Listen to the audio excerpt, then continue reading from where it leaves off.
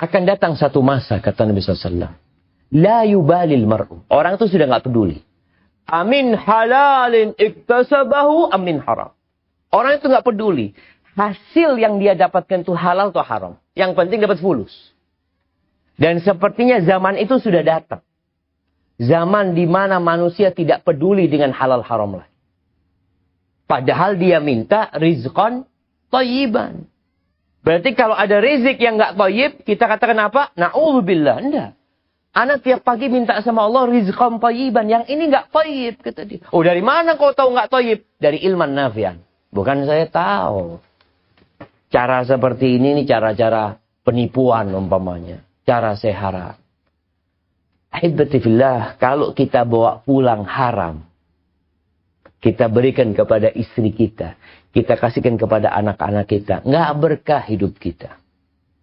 Nabi SAW mengatakan, ayyuma lahmin nabata min suhtin fannaru awla bihi. Daging mana saja yang tumbuh dari hasil yang haram, neraka lebih pantas tempatnya. Karena surga itu buat orang-orang baik. Makanya kita minta rizq yang baik pula. Jangan sampai yang haram. Abu Bakar Siddiq radhiyallahu ta'ala anhu.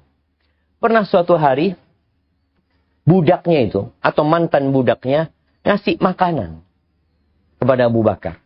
Hasilnya budak itu juga untuk majikannya. Ketika Abu Bakar makan, kayaknya lapar Abu Bakar waktu itu. Radhiyallahu ta'ala anhu. Setelah selesai makan, budaknya ngomong, engkau tahu nggak dari mana aku hasilkan makanan ini, kata dia. Abu Bakar saya, dari mana, kata dia. Dulu waktu jahiliyah, kata dia, ana itu pernah meramal. Padahal ana bukan peramal, kata dia. Akhirnya ternyata ramalannya jadi sungguhan. Beri ini, kata dia.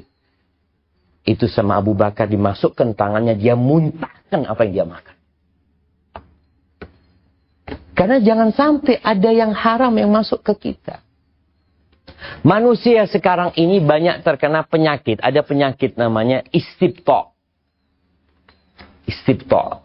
Kata Nabi SAW, Inna ruhal qudus nafatha fi ru'i. Jibril, ruhul qudus, itu menghembuskan di jiwaku. Annan nafsa lan tamut. Bahwa jiwa manusia tidak akan mati.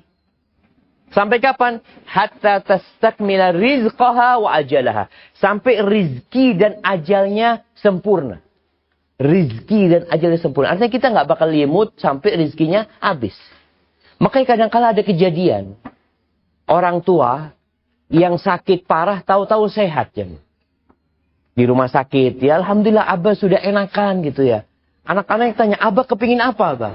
Abah mak kepingin sama jus jambu ya. Tenang bah, melihat jus jambu. Beri jus jambu, besoknya mati. Kenapa? Ada rizki yang belum masuk ke perutnya. Harus selesai rizki. Loh, ataupun rumah, fulusnya, bukan rizki dia.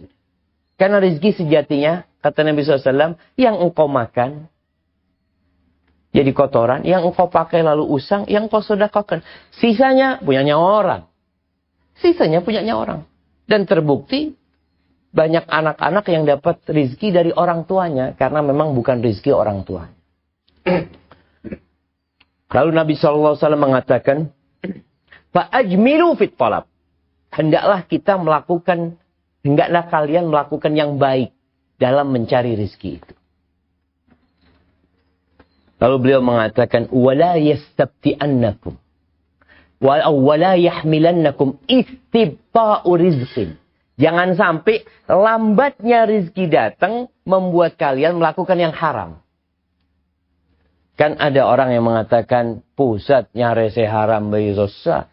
Apa boleh halal, Ustaz? Ini kena penyakit tadi. Kok dia melihat anak kok nggak kaya-kaya ya. Akhirnya dia beli rumah dengan sistem riba. Saya Ustaz mau nggak gini nggak bisa punya mobil Ustaz. Akhirnya dia beli mobil dengan sistem riba lagi. Kepingin punya motor. Padahal bisa anak punya fulus 3 juta Ustaz. Tapi kepingin yang baru Ustaz. Akhirnya melakukan riba. Orang-orang yang merampok, yang membegal ya. Kenapa mereka lakukan itu? Karena dilihat kok lambat datangnya rizki itu. Lalu Nabi SAW mengatakan, Fa innal ladzi 'indallah la yunalu illa bi ta'atih. Yang di sisi Allah itu nggak bisa diraih kecuali dengan ketaatan. Dan orang kalau dapat rezeki yang haram, itu biasanya akan mengantarkan kepada yang haram. Rezeki yang haram itu membuat kita malas ibadah, ya, membuat keributan dalam rumah tangga. Maka tolong kita perhatian dengan yang masuk ke rumah kita. Kita lihat yang ada di rekening kita ini fulus halal semua apa enggak?